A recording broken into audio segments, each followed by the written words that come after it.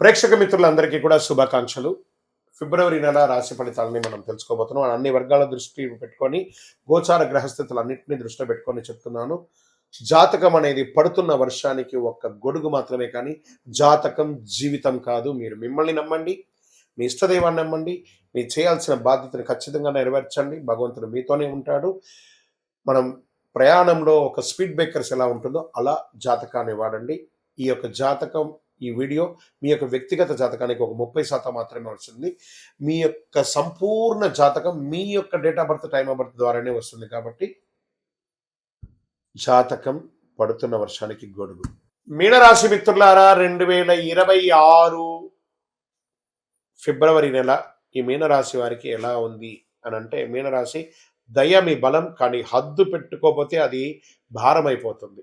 ఎంతవరకు దయ ఉండాలి అంతే ఉండాలి, లేదా మిమ్మల్ని అడ్వాంటేజ్గా వాడేసుకుంటారు. జాగ్రత్త పడాలి. మీనరాశి వారికి స్త్రీ పురుషులు ఇద్దరిని దృష్టిలో పెట్టుకొని చెప్తున్నాను, లోతైన గ్రహ విశ్లేషణ. ఎందుకు ఈ మధ్య ఎక్కువ అలసటగా అనిపిస్తుంది?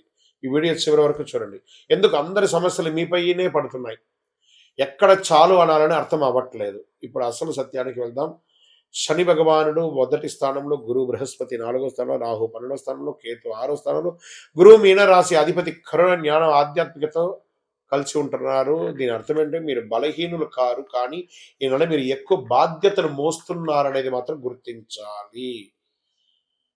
ఇంకా మీనరాశి వారికి అసలు పరీక్ష ఎలా ఉందంటే, వాళ్ళు అడుగుతున్నారు కదా, నేను సహాయం చేయకుండా ఎలా ఉండగలను? ఇదే మీ బలం. కానీ ఈ నెలలో అందరికీ సహాయం మీకు నష్టం. హద్దులు పెట్టుకోవడం మీకు లాభాన్ని ఇస్తుంది. దయ ఉండాలి, కానీ దానితో పాటు స్పష్టత కూడా అవసరం. అపాత్ర దానం కూడా చేయకూడదు. స్త్రీ పురుషులు ఇద్దరికీ కూడా వస్తుంది. ఉద్యోగంలో పనిభారం పెరుగుతుంది, బాధ్యతలు మీ మీద పడతాయి, గుర్తింపు ఆలస్యం అవుతుంది. ఎందుకంటే ఏళ్ళనాటి శని నడుస్తుంది మీకు. ఈ నెల జాబ్ మారకండి. నిశ్శబ్దంగా పనిచేస్తే మార్చి నుండి మెరుగైన ఫలితాలు పొందే అవకాశాలు ఉన్నాయి. మీ ఓర్పును పరీక్షింపజేసే నెల అని కూడా చెప్పచ్చు ఈ ఫిబ్రవరి నెల. నూతన అవకాశాలు వస్తున్నాయి. ఉద్యోగంలో కాన్ఫిడెన్స్ తగ్గినట్టు కనిపిస్తుంది. ఇది మీ లోపం కాదు, శని ప్రభావం వల్ల వచ్చిన మానసిక ఒత్తిడి మాత్రమే ఇది. కానీ గురు భగవానుడు మీకు చాలా అనుకూలంగా ఉన్నాడు కాబట్టి జాగ్రత్త. ఇంకా సర్వీస్ సెక్టార్లో బాగా స్ట్రెస్ ఉంటుందండి. ఈ యొక్క డిఫెన్స్ కానీ, పోలీస్ డిపార్ట్మెంట్ కానీ, డాక్టర్స్ కానీ, లేదా పబ్లిక్ సెక్టార్లో ఉన్నటువంటి వాళ్ళకందరికీ కూడా భారం పెరుగుతుంది. వ్యాపారంలో మంచి లాభాలు ఉంటుందని కూడా చెప్పచ్చు. ఇండస్ట్రీస్లో బాధ్యతలు పెరుగుతాయి. కొత్త వ్యాపారం ఏది కూడా ప్రారంభించొద్దు. ఉన్నదాన్ని స్థిరపరచుకోండి. ఆర్థికమైనటువంటి పెట్టుబడులు, ఖర్చులు పెరుగుతాయి. ఆకస్మిక అవకాశాలు వస్తున్నాయి. ఆకస్మిక ధనలాభం కూడా వచ్చే అవకాశాలు ఉన్నాయి. సేవ్ ఇన్వెస్ట్మెంట్ ప్లాన్స్ కొంచెం పెట్టుకోండి. ఈనాడు డబ్బు విషయంలో భావోద్వేగాలు కాదు, లెక్కలు ముఖ్యం. బాగా గుర్తుపెట్టుకోండి. మీకు రావాల్సినటువంటి లోన్స్ కానీ, చిట్ ఫండ్స్ కానీ, ఇవన్నీ కూడా వచ్చే అవకాశాలు బాగా కనబడుతున్నాయి. ఇవన్నీ కూడా మంచి అవకాశాలు ఉన్నాయి. జాగ్రత్త పడండి. ఇవన్నీ కూడాను విదేశీయ చదువుల కోసం వెళ్ళే వాళ్ళకి ఇది ఒక మంచి అవకాశం, కానీ జాగ్రత్తగా ఉండాలి. కొన్ని డాక్యుమెంట్స్ అంతా బాగా చదవాలి. ఉద్యోగం చేస్తున్నటువంటి వారు విదేశాల్లో కాస్త మిశ్రమ ఫలితాన్ని పొందుతున్నారు ఏళ్ళనాటి శని వల్ల. ఈ నెల అప్లికేషన్ సరైనది, ఫలితాలు కొంచెం ఆలస్యమయ్యే అవకాశాలు ఉన్నాయి. ఇంకా వ్యవసాయదారులకి నీటి నిర్వహణ ముఖ్యం. ఖర్చులు పెరుగుతాయి. ఓర్పుతో సాగు చేస్తే ఫలితం 100% ఖాయమని కూడా చెప్పచ్చు. రియల్ ఎస్టేట్ వారికి ఇల్లు, వాహనం మీద ఖర్చులు పెరుగుతాయి. కొనుగోలు, బయింగ్, సెల్లింగ్ కొంచెం డిఫరెంట్గా ఉంది. అమ్మకం ఆవశ్యకత వల్ల జరుగుతుంది. ఒక్కొక్కసారి నష్టపోయే అవకాశాలు కూడా ఉంది. తొందరపాటు నిర్ణయాలు తీసుకోకండి. కోర్టు కేసుల్లో ఒత్తిడి, బాగా స్ట్రెస్ వస్తుంది. తీర్పు ఆలస్యమైతే ఒక్కొక్కసారి మీకు నెగిటివ్గా కూడా వచ్చే అవకాశాలు ఉన్నాయి. జాగ్రత్త. సత్యం మీ వైపే ఉంది. ఓర్పు అవసరం, తప్పకుండా గెలుస్తారు. జాగ్రత్త పడండి. ప్రేమికులు ఒకరి పట్ల ఒకరు త్యాగ స్వభావం పెంచుకోండి, ప్రేమ స్వభావం పెంచుకోండి. మాట్లాడి తెగిపోయేలాగా చేసుకోకండి. కుటుంబ బాధ్యతలు పెరుగుతాయి. ఆర్థికంగా ఇల్లు కట్టడంలో, గృహప్రవేశం చేసుకోవడంలో, లేదా ఇంటి యొక్క వాస్తు రిపేర్ చేసుకోవడంలో, ఇంట్లో ఎలక్ట్రానిక్ గూడ్స్ అంతా మార్చడం, ఏదో ఒక స్ట్రెస్తో కూడినటువంటి ఖర్చు వస్తూ ఉంటుంది. మీరు అందరినీ మోసే అవసరం లేదు. సహాయం చేయండి, కానీ మీరు మర్చిపోకండి. అంతే. ఈ నెల మిమ్మల్ని మీరు చూసుకోవడం ముఖ్యం. మీ హెల్త్ ముఖ్యం. నిద్రలేనితనం, కాళ్ళ పాదాలు, హార్మోన్ల సమస్యలు, మానసిక అలసట, నీరు ఎక్కువ తాగండి, ధ్యానం అవసరం. మీనరాశి మిత్రులారా, అదృష్ట రంగు పసుపు, లేత నీలం. అదృష్ట సంఖ్య 3, 7. అదృష్ట దిక్కు ఈశాన్యం. అదృష్ట రోజు గురువారం. అదృష్ట సమయం ఉదయం 7 నుంచి 9 గంటల వరకు. ఈ సమయంలో మీరు తీసుకునే నిర్ణయాలు చాలా కలిసి వస్తుందని కూడా చెప్పొచ్చు. ఖరీదైనటువంటి పూజలు అక్కర్లేదు. హోమాదులు, యాగాదులంతా చేయక్కర్లేదు. అసలు భగవంతుడి దేవాలయానికి వెళ్ళి ప్రదక్షిణం చేయండి. గురువారం పసుపు దానం ఇయ్యండి. వృద్ధులకి, రోగులకి బట్టలివ్వండి. రోజుకి 5 నిమిషాలు మౌనంగా ఉండండి. పసుపు పూలతో దేవుడికి ఆరాధన చేయండి. గురు భగవానుని ప్రార్థన చెయ్యండి.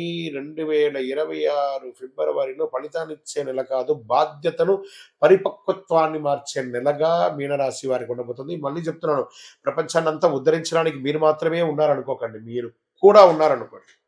ఎవరికి వాళ్ళకి తెలుసండి. వాళ్ళ ఉద్ధరణ వాళ్ళకి తెలుసు. బాగా చెప్తున్నాను, సీరియస్‌గా చెప్తున్నాను. మనసు నిలబెట్టే విధంగా చెప్తున్నాను. మీరు మీకోసం ఆలోచించండి. ఎదుటి వారి కోసం ఆలోచించి మీరు మీ గురించి ఆలోచించడం మానేస్తారు. మీ యొక్క వ్యక్తిగత జాతకం కోసం మీ పేరు, date of birth, time of birth, place of birth WhatsApp చేయండి. మీ వయస్సు సంఖ్య ఎంత ఉందో అన్ని ఒత్తులతో కూడినటువంటి దీపాన్ని, నువ్వుల దీపాన్ని మీ ఇష్టదైవ దేవాలయంలో వెలిగించండి. మీ యొక్క ఇష్టదైవ దేవాలయంలో మీ వయస్సు ఎంత ఉందో అన్ని దీపాలను నెలకొకసారి వెలిగించండి. అతి శక్తివంతమైనటువంటి 48 రోజులు పూజ చేసినటువంటి కరుంగాలి మాలను ధరించండి. ఆరోగ్యంగా, ఐశ్వర్యంగా ఉండండి. నెగిటివ్స్ అంతా తొలగిపోతుంది. ఇంకనూ మీ యొక్క వ్యక్తిగత జాతకం కోసం మీ పేరు, మీ date of birth, time of birth, place of birth WhatsApp చేయండి. మా అడ్మిన్స్ మీకు రిప్లై ఇస్తారు. రథసప్తమి. ఈ రథసప్తమి అంటే ఏంటి అసలు? అసలు ఎందుకు చేయాలి? ఆ రోజు చేయవలసిన విశేషాలు అంటే సూర్య జయంతి అని కూడా చెప్పచ్చు. ఆరోగ్యాన్ని ఇచ్చే ఒక అద్భుతమైనటువంటి ఒక డే, హెల్త్ డే అని కూడా చెప్పచ్చు. అందరికీ నమస్కారం. రథసప్తమి అంటే కేవలం ఒక పండుగ కాదు, ఇది సూర్యుని యొక్క మహోత్సవం.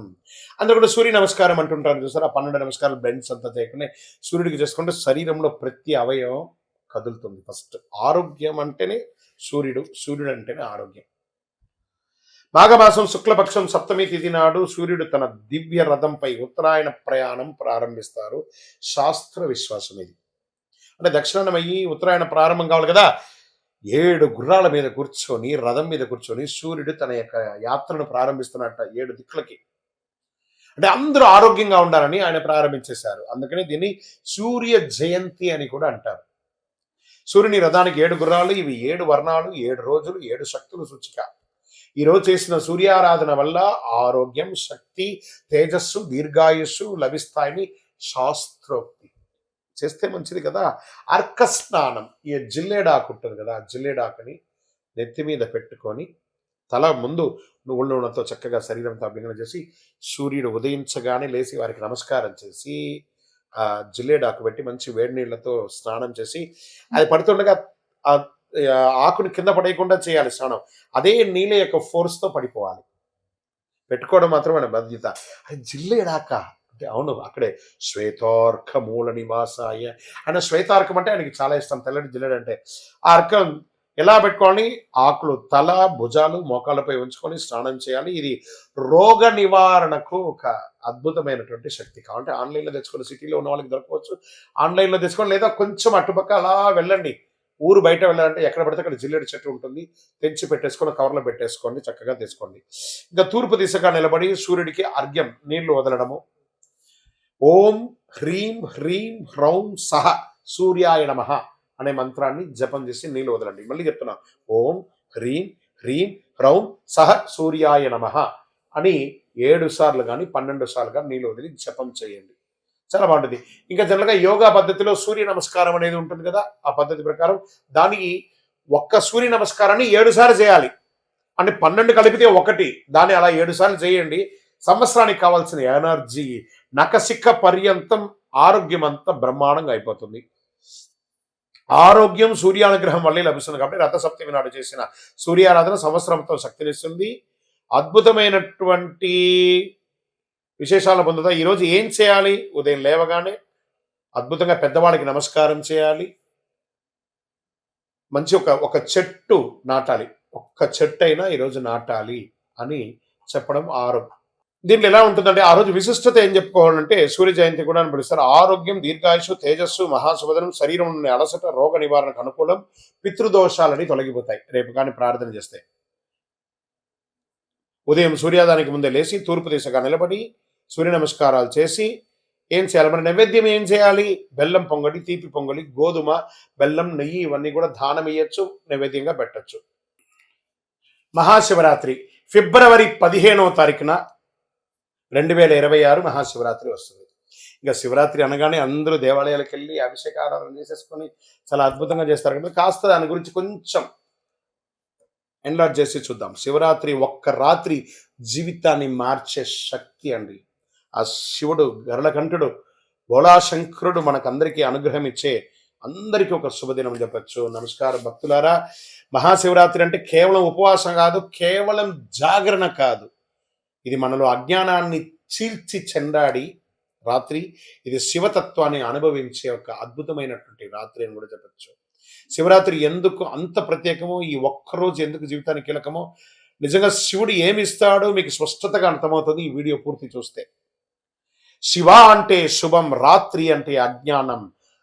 ఆ యొక్క శుభాన్ని ఇచ్చే శివుడు అజ్ఞానాన్ని ఇచ్చే ఆ రాత్రిని తొలగించే రాత్రి శివరాత్రి. అజ్ఞాన్ని నశించి శుభతత్వం వెలుగులోకి వచ్చే రాత్రి. ఈ రాత్రి శివుడు పుట్టినరోజు కాదండి, బాగా గుర్తుపెట్టుకొని. వివాహం జరిగిన రోజు మాత్రమే కాదండి, ఇది మన చైతన్యాన్ని మేలుకొలిపే రోజు కూడా. ఈ రాత్రి ఎందుకు అంత శక్తివంతమైనదంటే, పురాణాల ప్రకారం మహాశివరాత్రి నాడు భూమి, ఆకాశం, బ్రహ్మాండ శక్తులు ఒకే లయలో ఉంటాయి. మన శరీరంలో శక్తి సహజంగా పైకి ప్రయాణిస్తాయి. అందుకే ధ్యానం సులభం, మంత్రజపం ప్రభావవంతంగా ఉంటుంది, మనసు నిశ్శబ్దంగా ఉంటుంది. ఇది భక్తి కాదు, శరీరం మనసు యొక్క శాస్త్రం అని కూడా చెప్పచ్చు. శివలింగం రాయి కాదు, దీని గురించి తెలుసుకోవాలి అందరూ కూడా. అది ఆకారం లేని పరమతత్వానికి చిహ్నం, సృష్టికి మొదలు, అనంతం లేని ఒక తత్వం అని కూడా చెప్పచ్చు. అభిషేకం చేయడం అంటే ఏంటిది? నీటితో మన అహంకారాన్ని కడగడము, పాలతో మన కోపాన్ని చల్లార్చడము, బిల్వపత్రంతో మన కోరికలను అర్పించడము. అందుకే శివుడు కోరేది వస్తువులు కాదు, మార్పు. ఓం నమ శివాయ అనే ఒక మంత్రాన్ని, పంచాక్షరి మంత్రాన్ని ఎంత వీలుంటే అంత జపం చేయండి, అంత బాగుంటుంది. ఇంకా ఉపవాసం ఎందుకు చేస్తారు? మీ యొక్క జీర్ణక్రియలన్నీ కూడా అద్భుతంగా క్లెన్స్ అవుతుంది, శరీరాన్ని తేలిక చేస్తుంది, ఆలోచనలు శుద్ధి చేస్తుంది, ఆత్మబలాన్ని పెంచుతుంది. అందుకే ఈరోజు ఉపవాసానికి ప్రత్యేక శక్తి ఉంది. ఉపవాసం అంటే నేను ఉపవాసం అని చెప్పి బాదం పాలు 1 లీటర్ తాగడం, రకరకాల పండ్లు తినడం కాదు.